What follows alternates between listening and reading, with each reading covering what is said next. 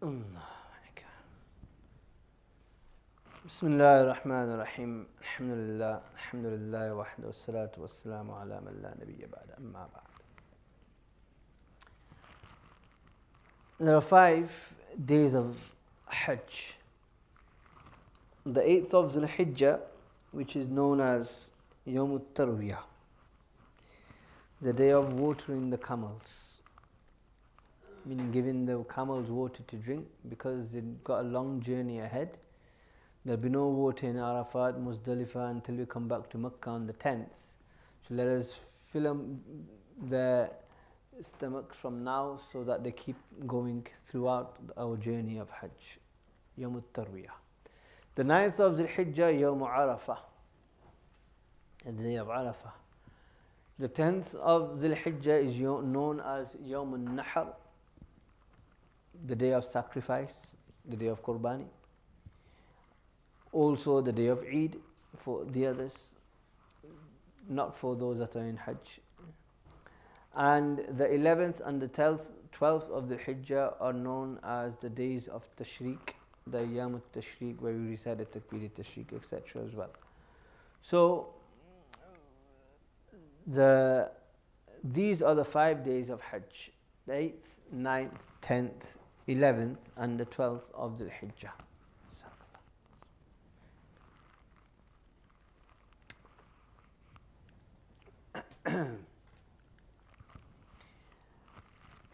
So we've been waiting now after our Umrah, and now we've got ready to perform our Hajj. This is a quick overview of our Hajj journey. So here we have Makkah. Many of you may be staying in Azizia. So Azizia is there, as you can see. I don't know where this has gone. It's too bright. Needs to be a bit more dark. So Azizia is there, and Mina is that white area here. All of this is known as Mina. So Azizia and Mina are literally next to each other. So to get to Mina and from Azizia is very convenient and very easy. And Muzdalifah is here and Arafat is over here. On the first day, obviously we're in Makkah over here, and from Makkah we go to Mina on the 8th, then we'll go to Arafah on the 9th, then we'll come back to Muzdalifah on the night of the 9th, then we'll go to Mina on the 10th, then we'll go to Makkah and then come back to Mina, and we'll spend our remaining time in Mina. That's our journey. And the distance between Makkah to Arafat is quite a distance, 11 miles as such. So those that wish to perform the Hajj walking, keep in mind that it will be a good walk. Obviously you won't start walking from Makkah, you'll probably start walking from Mina. So Mina to Arafat is around 10 kilometers. And then so Mina to Arafat, then you'll walk back to Muzdalifah, then to Mina, then you'll walk to Makkah, then you come back to Mina. So just keep all of this in mind if you do decide to do Hajj walking. If you do decide to do Hajj walking, another thing I'll also like to mention is that only do it if you have a proper guide with you. Otherwise you'll get lost, then you'll get confused, then you won't enjoy your Hajj. If you have a proper guide with you, somebody who knows where they are going, where to take you, where the tents are, etc., then go. Otherwise, you lose your own group, and then you really struggle. So just keep that in mind as well. Preparing for Hajj. So all our luggage, etc., is in the hotel, whether in Azizia, whether in Makkah, wherever. And when we go for 5 days, then we're not going to take our suitcases and everything. You understand? But we need to take something, we need to pack. So bare essentials we'll take with us. So take our Quran, because you're out in the wilderness now. Obviously everyone's got mobile phones now, so it's easier to recite the Qurans. Our dua books, our Hajj guides is something else which we need to take. Take a musalla with us. We've been performing our salat in the haram at this moment, so there was no need. Here we'll be out in the open, etc. So keep our musalla with us. if you have our tasbihats, etc. Take an additional pair of clothing. When we come out of ihram, we'll get into clothing. We'll probably go to our thingy anyway, hotel, and have a shower, etc. there, and get into some clothes there. But to have an additional pair with us, in case they get dirty or whatever, I mean to change. If we have an additional sheet as well, we can change our sheets as well, there's no problem. So if you have an additional sheet and we want to take that with us, we can do that as well. Sleeping bag for Muzdalifah, or if not a sleeping bag, then just inquire from your group that will there be any bedding or anything provided whilst we are in Muzdalifah, because Mina, everything will be provided for. Arafat, you're not going to spend the night there, it's just going to be the daytime. Muzdalifah is a night you're going to spend there, out under the roof of the sky. So, you know, you're going to be sleeping on the floor. So if you have some bedding, it'll be ideal, so that if you need to lie down, you're tired, etc. So if you've got something to put down on the floor for yourself, then that'll be ideal. So ask your group. If they don't have it, then you can buy something small from, you know, Bin Dawood or wherever, just something to lay a mat or something to put down on the floor, and inshallah that will suffice. And snacks as well to keep you going and energized throughout your journey as well. Most groups, I don't know how things work now, but previously the groups would provide a lot of these things. I don't know how things work now through the nusuk, etc. You guys will probably have to inquire. I think you've been for your briefing anyway, so you might have been informed from your briefing as well of how things will work in terms of there. Anyway, so just keep these things in mind as well, that you need to, medication as well, I forgot to put on here, keep some medication with you, spare, just in case you need your paracetamol or whatever, just, you know, glucose tablets or Lucozade tablets or something like that, because you'll kind of need that. Vaseline as well, you probably need that, or something else. Things like this will assist you and keep you going, inshallah. So Hajj will start on the 8th. We'll need to obviously start preparing on the 7th. What do we need to do? So we need to get into ihram of Hajj. How do we get into ihram of Hajj? So as always, there's two parts. One is the ghusl, the cleaning, etc. That we'll do in our hotel. And then we'll wear our pieces of sheets of ihram, and then make our way to the haram and perform our 2 rakats in the haram, in the masjid. Perform them there, and then recite our labbaik and our intention there, and our labbaik there as well. 3 times labbaik, followed by durood, followed by dua. And intention here is of Hajj. So you'll make the intention, Allahumma inni uridu al-hajja lillah fayassirhu li wa taqabbalhu minni. Oh Allah, I am intending to do the Hajj for your sake. Oh Allah, make it easy and accept it from me. Most probably, generally, I'm going back of previous experiences. Obviously, I've not had any Kalguzaris of the last year of our locals any going, so I'll get some hopefully Kalguzaris from our locals this year. But of previous experience is generally they'll take you on the 9th, on the night of the 7th. After Isha Salat, they'll say, look, after Isha, get ready. We'll probably go around 11, 12 o'clock to Mina. Sunnah is to go after sunrise of the 8th. That is the Sunnah time. So if it's practical to go at that time, then go at that time. If it's not practical, your entire group is going, provisions will not be made, etc. later on, then just go with the flow, no problem. It's not something which is for us to do. It is sunnat. Obviously, you should try to stick to the sunnat, but where you can't hear because of, you know, the practicalities, etc., then it's fine. Go at night time, and inshallah, you'll get the reward because your intention was there. This is Mina, tent city. Over around 100,000 tents, all next to each other in the outside in the wilderness, and it stays fixed tent, forever tent city, and it's only used for those 3 days throughout the year, but still the tents are always there. This is a bit of a closer look at the tents. As you see here, they're all lined up, one after the other, one after the other. You've got AC in your tents as well, so you've got nothing to worry about, and you've got nice bedding inside your tents as well, And obviously depending on your VIP package or budget package, you might have mattresses, or you might even have beds. So that depends on how much you paid for. Once you get to Mina now, so ideally we would have gone after sunrise. So you perform Fajr where? In Makkah, in the Haram. And after performing Fajr in Makkah, in the Haram, we've now left for Mina. We've left for Mina. What do we need to do? We only really need to do two main things. One is perform our we need to perform 5 namazes.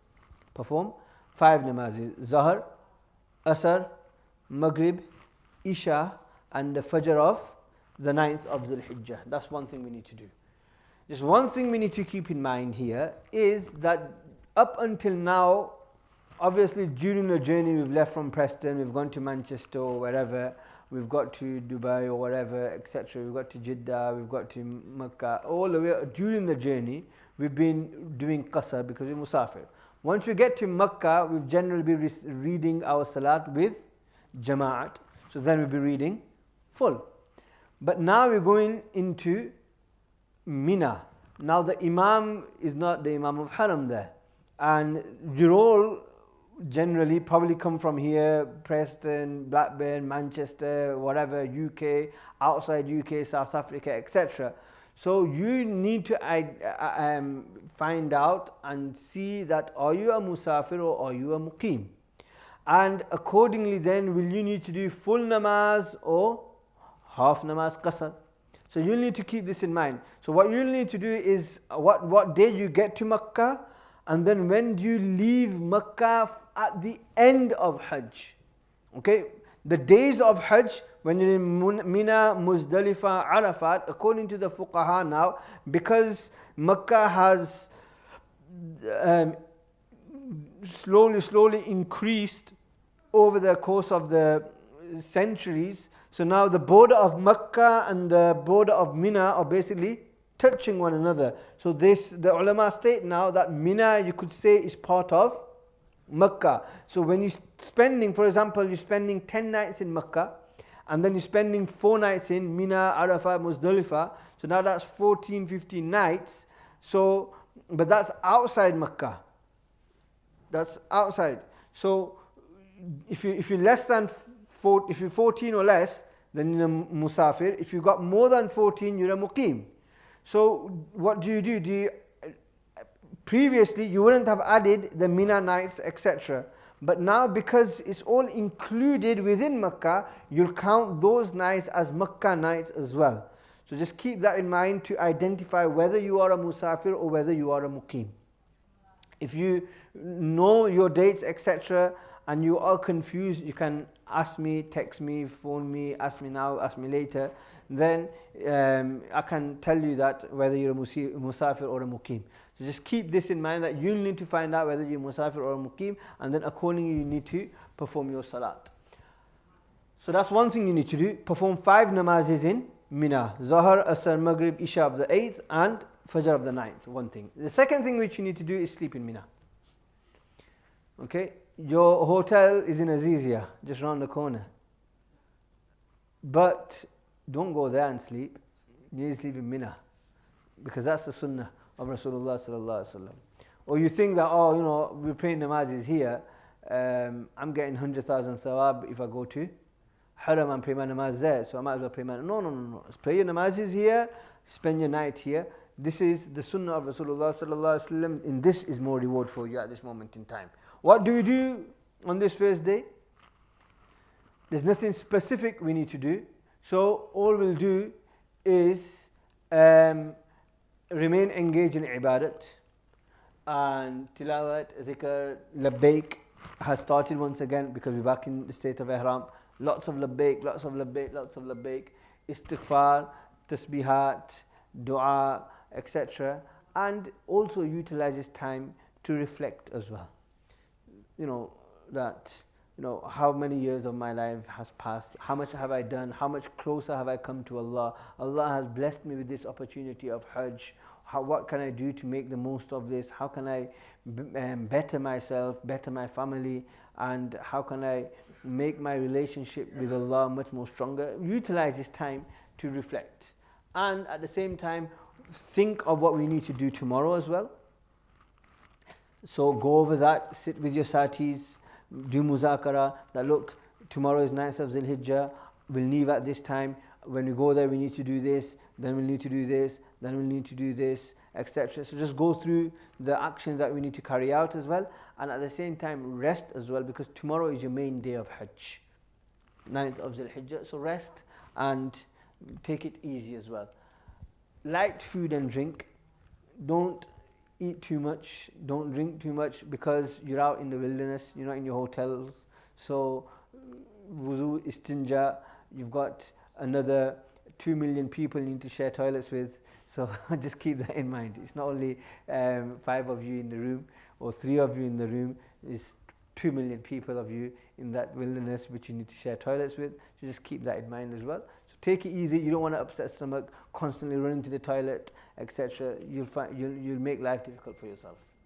Drink plenty of fluids, obviously if you've got bladder problems, keep that in mind as well. Otherwise have plenty of fluids, because you'll probably sweat it all out and you'll need it, you don't want to dehydrate there. 9th of Dhul Hijjah. 9th of Dhul Hijjah, the first thing I like to mention, remember the days of Tashriq are here, so we need to start our takbirat from the Fajr of the 9th. Allahu Akbar, Allahu Akbar, La ilaha illallah, Allahu Akbar, Allahu Akbar, Walillahi alhamd. After every Farz Salat we will start. Today up until the Asr of the 13th of Dhul Hijjah. So as I said, constantly we need to recite Labbaik, standing up, sitting down, meeting, eating, before eating, after eating, before namaz, after namaz. So here again, if after namaz, immediately read the takbir, and then we'll read our Labbaik, etc. And so the takbir and the namaz need to be together. Don't read Labbaik first and then our takbir. Takbir first and then our Labbaik. And then we'll leave Mina in the morning after the Fajr Salat.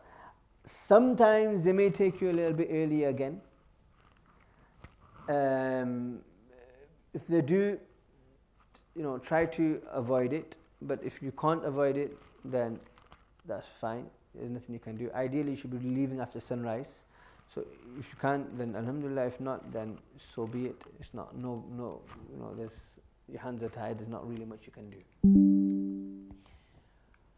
Rasulullah sallallahu alaihi wasallam mentions al-Hajj Arafah.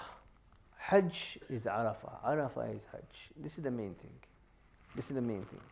And Hajj, the wukuf of Arafah is farz. The wukuf of Arafah is farz. There's only a few things which are farz in Hajj. Okay? Tawaf ziyarat, wukuf of Arafah. But the wukuf of Arafah is such that look, if you've left other things out, you've come into the state of ihram, and after coming into the state of ihram, you did nothing. You did nothing at all. Only thing that you did was for 1 minute, 1 second even, 5 seconds even, knowingly, unknowingly, consciously, unconsciously, during the time which is fixed for the wukuf of Arafah, you went into Arafah and you didn't do anything besides that, your Hajj is done. Yes, there's deficiencies and you need to make up for that, but your Hajj is done. You don't even know that you've gone into Arafah, but you did it. Rasulullah says, look, Arafah is done, your Hajj is done. And there's another person who did every single little bit of his Hajj, but from the time of the wukuf which was fixed, he was unable to get to Arafah, and that time lapsed. He's done everything else. His Hajj is not done. He will need to come back next year and do his Hajj again. This is the main thing. Al-Hajj Arafah. Hajj is Arafah. This is the main part of the Hajj. And because this is the main part of the Hajj, the time is extremely long. How long is it? The time starts at Zawal. So Zawal is around 12, quarter past 12ish on the 9th of Zul Hijjah. And it continues until when? Subh Sadiq. Subh Sadiq meaning Fajr time of the following day. So you've got that whole approximately 16 hours or so to perform the wukuf. Even if it's for 1 second, you go into that Maidan and that field of Arafah, consciously, unconsciously, whether you know you're there, whether you don't know you're there, your Arafah is done, your Hajj is done. That's the first time. The wajib time is that a person tries to get there by Zawal, anytime after Zawal, and then stays there until Maghrib. Once he's there after Zawal, he needs to stay there until the Maghrib Salat and not leave before the Maghrib Salat. That is wajib. So if I get there before Zawal time, then I'm there before time, so it's, that doesn't count. And if I get there, say at Asr time, then it's not a problem. I got there, I need a time after Zawal, I just need to remain there now until Maghrib. So that all we need to remember is that we get there at after Zawal, before Maghrib, and then we stay there until the Maghrib Salat, or rather until sunset of the Maghrib on the 9th of Zul Hijjah. This is wajib. And one thing, relieve yourself from all our necessities before the Zohar time. Okay, so ideally before we get to Arafat, before we leave Mina, in Mina the facilities are quite good as well. So we leave ourselves there. If you get there a bit early, if you get to Arafat a little bit early, then that's fine. If you've got time to relieve ourselves there, relieve ourselves, because from Zohar until Maghrib now is for you and your Allah, and that is it. So you need to now keep that time where it's nothing but you and your Allah. So relieve yourself from all necessities, hajat, etc., and engage in, so that you can engage in ibadat properly for the duration of the period that you are in Arafah. So what do we need to do in Arafah? We need to do wukuf. So this is the whole plain of Arafah. Okay, all of this area is the whole of Arafah. This bit here is the Jabal al-Rahmah, and this bit here, this place here is Masjid al-Namira. Okay, so just keep these two names in mind, the Jabal al-Rahmah and Masjid al-Namira. Masjid al-Namira is the masjid in Arafah, and this is central Arafah, the Jabal al-Rahmah, the Mount of Mercy. This is the picture of Masjid al-Namira, and this is the picture of Jabal al-Rahmah. So we need to do wukuf. What does wukuf mean? Wukuf means to stand. Stop and to stand. So wukuf means that we stand in Arafah, we stop in the plains of Arafah, standing there and engaging in ibadah to Allah subhanahu wa ta'ala. How? Facing Qibla. And if obviously we need to be from Zohar till Maghrib, so if you can't stand that full period of time, we can sit down as well. Sit down on the chair, sit down on the floor as well. Lying down is makruh. We cannot lie down, okay? Unless there's a real need to lie down, a person is extremely ill and is like feeling dizzy, etc., and he needs to really lie down, then that's different. Otherwise, a person should not lie down in Arafah. Sit until you energized again, then stand up. You're tired again, sit down. You've got a bit of energy again, stand up. All the time facing the Qibla, engaging in ibadah. And this is what this time is for, only ibadah. It's not time to talk, it's not time to waste, it's not time to sit around and mess. This is what we've spent all this money for. This is what we've gone there for. And Hajj is not cheap. You all know. It's come out of your pocket. You know it's not cheap. And now, if at this time you're wasting in talking and you're having a laugh, etc., then what was what have we use of spending all that money? Yes, the faridah and the obligation is done, but is that all it is, just to fulfill the obligation? Or is it much more to the spirit of Hajj, to gain something from it, the ruhaniyat, the spirituality, that closeness to Allah? So try to utilize this time as much as possible in engaging in ibadat. A person can stand outside as well, outside the tent. There's tents in Arafah as well. A person can go outside, stand there, gets too hot, come inside the tent as well. And one thing which Rasulullah sallallahu alaihi wasallam says, that du'a yawmi Arafah, the dua of the day of Arafah, which I have made, my dua, du'a'i wa du'a al-anbiya qabli, and the dua of the anbiya before me, is la ilaha illallah wahdahu la sharika lahu, lahul mulku wa lahul hamdu yuhyi wa yumeet wa huwa ala kulli shay'in qadir. So we need to recite this as much as possible whilst we are in Arafah as well.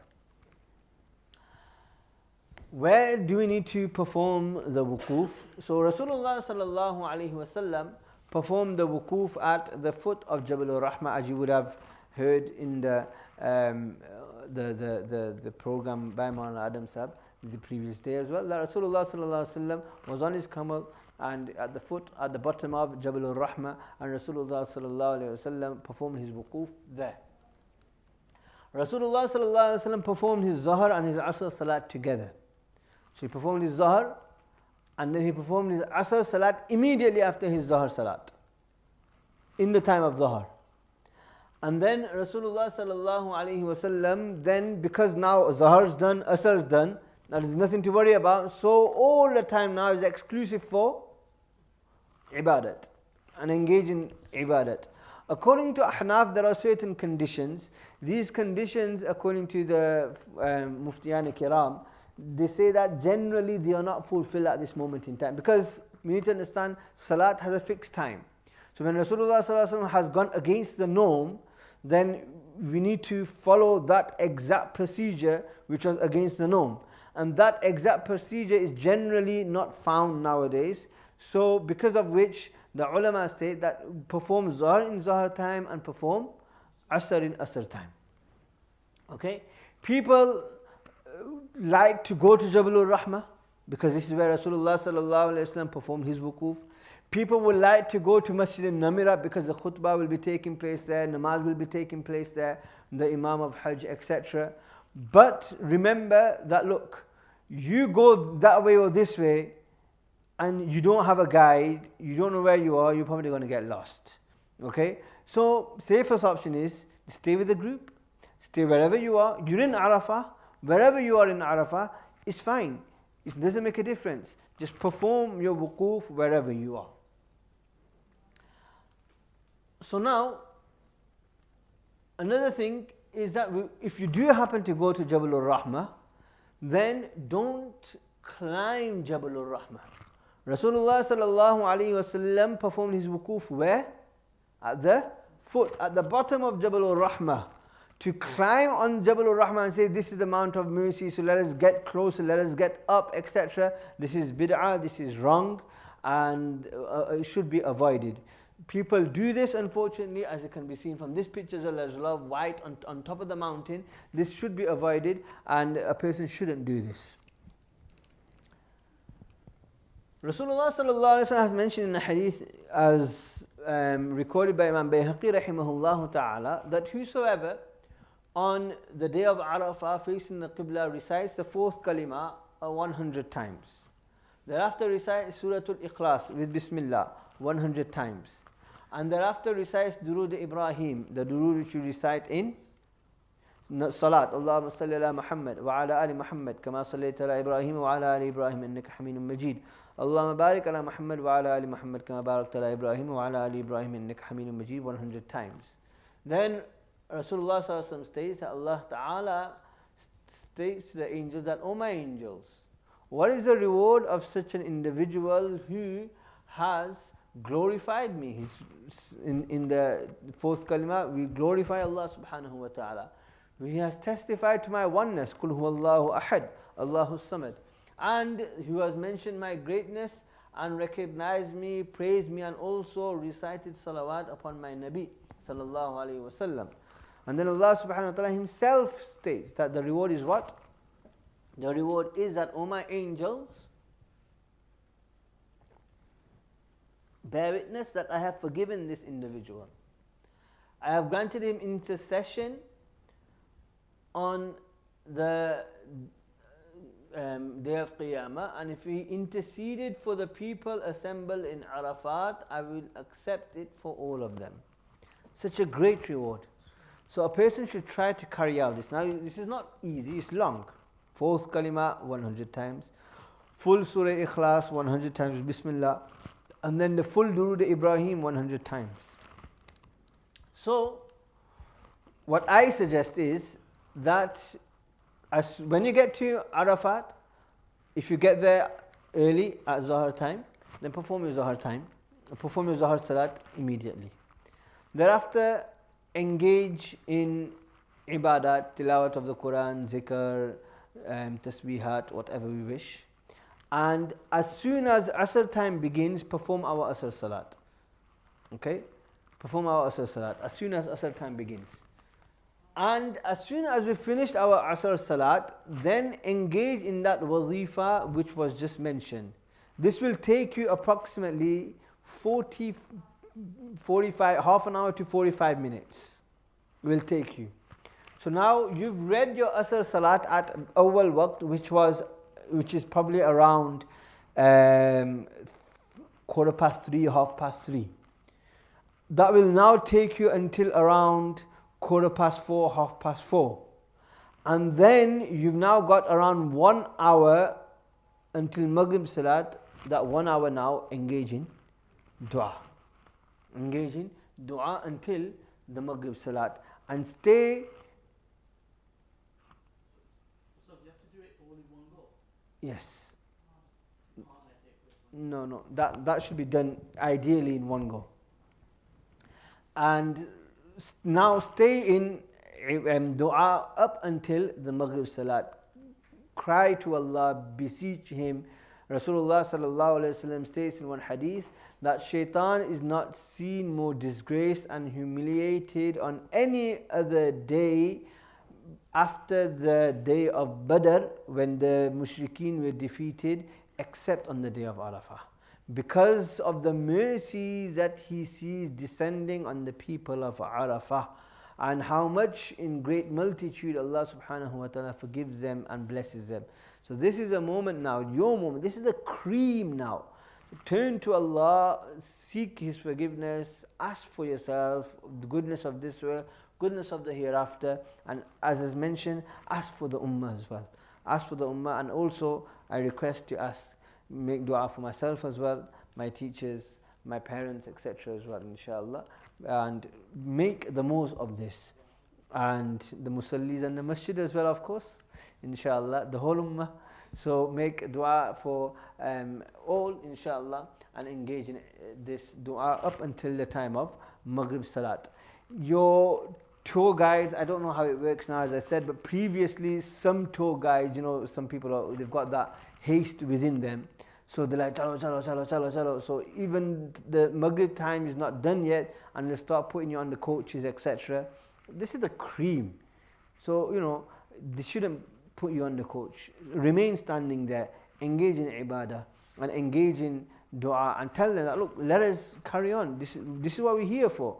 If they insist and they force you, no, we need to get into the coach. So you need to remember that until sunset does not happen, nobody will be allowed to leave Arafah. They close the borders. So even if you're on the coach, you're still in Arafah. You're still going to be sitting there. So ideally stay outside. If they insist, no, get inside, don't make a fight. Don't, have an argument. Get in the coach and just sit there and make dua. You're still in Arafah, sit there and make dua.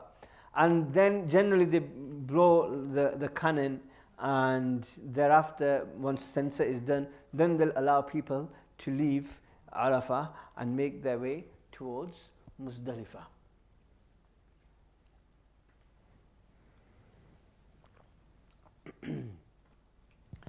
remain in Arafah until sunset.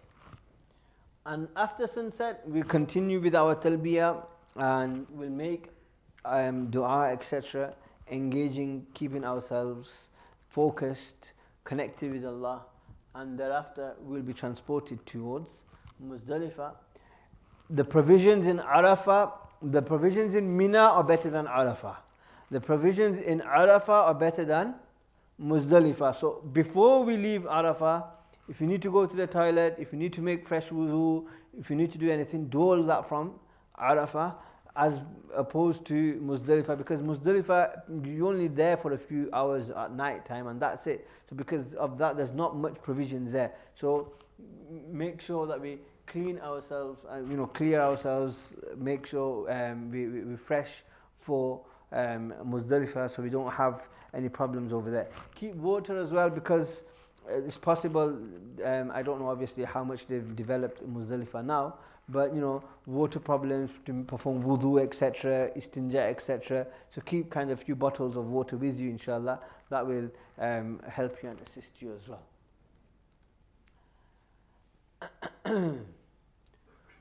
Once we're in Muzdalifah, now what do we need to do?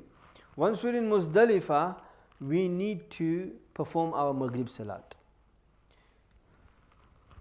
So we're in at Maghrib time, where were we? In Arafah. But we will not read our Maghrib in Arafah. Two things we need to remember. Maghrib Salat needs to be in, number one, Muzdalifah, and number two, in the time of Isha. Both things we need to remember. In Muzdalifah, in the time of Isha. If we've got to Muzdalifah early, before Isha time has started, we won't read our Maghrib. We'll wait till the time of Isha and then we'll read our Maghrib and our Isha. If we are still on the way to Muzdalifah and the Isha time has started, we will not read our Maghrib and Isha, because we're still not in Muzdalifah. We need to be in Muzdalifah in Isha time, then we will read our Maghrib and our Isha together. Okay?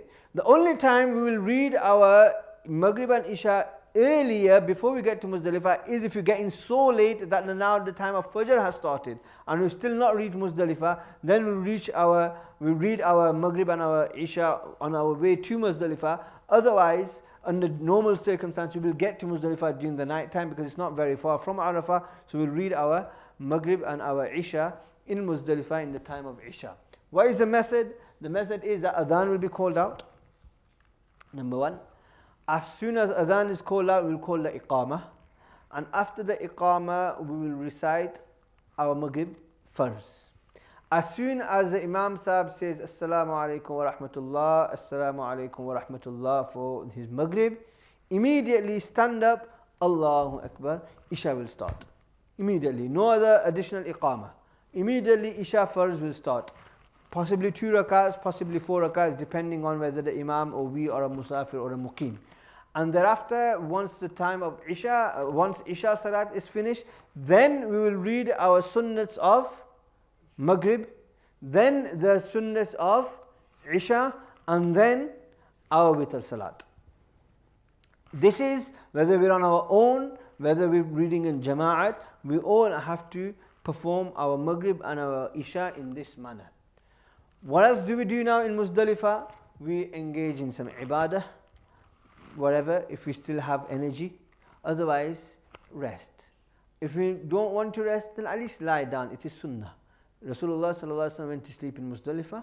Lie down, go to sleep, rest, and this is sunnah as well, because we've got a very, very, very, very busy day tomorrow. We've got a very busy day. So rest, so that we're energized, because we've had a difficult day today as well, a long day outside, constantly standing up. So we need to have that energy within us for tomorrow as well, because tomorrow is a busy day. One thing also I'd like to mention is that keep a note of the salat times. Whilst we are in Makkah Mukarramah, keep a note of when Asr Salat was taking place, Azan. The namaz, Azan takes place at beginning time. So keep a note of when Asr Salat was taking place, keep a note when Maghrib Salat was taking place, keep a note of when Isha Salat was taking place, because you will see people that they'll start reading their Isha early, although the time isn't done. They'll start calling out the Adhan early, so we'll get confused that, oh, Namaz no time, take a, come on, let's go pray Namaz. Keep a note that when is Fajr, when is Isha, when is Maghrib, when is Asr, so that we know ourselves that these are the times I need to make sure that after these time I need to pray, because we need to pray Fajr in Muzdalifah as well. So people will just start calling out the Fajr, they might be calling out Azan for Tahajjud. Some people will. Some people might think it's Fajr time and they might be calling out the Adhan of Fajr, although it's Subh Sadiq isn't even done. So we know ourselves that no, this time is Subh Sadiq, this Adhan, whether it's Tahajjud Adhan or whether it's Fajr Adhan, that doesn't apply to me. My Adhan is still a bit later on. So don't just look at other people that they look, Adhan is being called out, Namaz is taking place, so let me join them, etc. No, keep in mind this point. There's one other thing that we need to do, is that we need to two things we need to do actually. One is that we need to pick up pebbles from Muzdalifah, because we need to start pelting the shaitan over the next remaining days of Hajj. So we need to pick up the pebbles for this. So the Sunnah method is that we pick these up from Muzdalifah. Okay, how many do we need to get? Minimum we'll need is 29. Ideally keep 70, not 29, 49. Ideally keep 70 in case. And even better than that is have a few extras in case we lose any, they fall down, we lose a packet, etc. So how have we come to 49 or 70? So we'll need to pelt on the 10th of Zul Hijjah 7 pebbles. We'll need to pelt on the 11th of Zul Hijjah 21 pebbles. We'll need to pelt on the 12th of Zul Hijjah 21 pebbles. So that's 49. 13th of Zul Hijjah we may need to, not we will need to, we may need to pelt another additional 21. We'll come to that when we come to it, inshallah. So because of that we'll need an additional 21, which will come to 70. Okay? If we don't have an opportunity to pick them up in Muzdalifah, then we can pick them up from wherever we can, whether in Mina, whatever, on the way to Mina, on the way out from Muzdalifah, whatever, it's not a problem. We can pick them up from wherever we want. But only two places we need to remember that we cannot utilize these pebbles. Number one, if it is from an impure place. There's najasat there, there's impurity there, napaki there, etc., then we can't utilize those pebbles, or those pebbles which are near the jamarat, around the shaitan, around the jamarat, because it comes in certain riwayats that when a person pelts, then when the pebbles are accepted by Allah, then Allah takes these pebbles up into the heavens. So those pebbles that are remaining around the jamarat are those that haven't been accepted, and if we start using those, then obviously, we've got 2 million people, they all throwing 7 pebbles, so how much is that? 14 million pebbles, all on one jamarat. Where are all these pebbles gone? They are taken by Allah subhanahu wa ta'ala. You understand? So those that remain are those pebbles that are not accepted, so we won't use those pebbles. We need to get it from anywhere else you want, but not from there. One more thing, and then inshallah we conclude here. So this is a Muzdalifah. Look, everybody just outside, all in the open. There's no tents anywhere. So look, these people have got certain sleeping bags, etc. So they sleep in there. Okay, so if you've got a sleeping bag or a mattress or something, not a mattress, you're not going to walk around with a mattress, but a mat or something like that, then inshallah it will be helpful and useful. Otherwise you just have to sit down and just doze off. One more thing, inshallah, and then we'll conclude. Habisab can wait inshallah for 1 minute. One more thing which we need to do is wuquf of Muzdalifah. Wuquf of Muzdalifah. So just as we've done wuquf of Arafah, in the same way we'll do wuquf of Muzdalifah. What was that? Stand up, face the Qibla and engage in dua. zikr, tasbihat, tilawat, dua, etc. When after the Fajr Salat, anytime after the Fajr Salat, even if it's for 1 minute, 5 minutes, 10 minutes. So we're going to perform our Fajr Salat where? In Muzdalifah. So after our Fajr Salat, we just stand up, facing the Qibla, and we engage in a little bit of ibadat. That's how wukuf done. Ideally, we need to stay up until just before sunrise. And before the sun rises, we will leave Muzdalifah. But if again, jalli karo, hurry, hajj, sur'a, then there's nothing we can do, we just need to get up and go. But we've done our wukuf because after Fajr Salat, we stood up, faced the Qibla, we made a little bit of ibadah, that's it. It's done, you can carry on. Okay? And ideally, as I said, is before sunrise, we will leave and note the Salat times in Makkah, Mukarramah. And after this, inshallah, we've come on to the day of Eid, and the 10th of Dhul Hijjah, inshallah, will continue tomorrow. Probably we will just get to do this. I don't know if we'll get to do Medina Munawwara, but we've done Medina Munawwara in our Seerah program anyway, for those that were here. So if we get a chance, inshallah, we'll do it. If not, then inshallah, we'll give it a miss, inshallah, and you can read up on it, inshallah. So tomorrow, inshallah, hopefully between Asr and Maghrib, we should finish.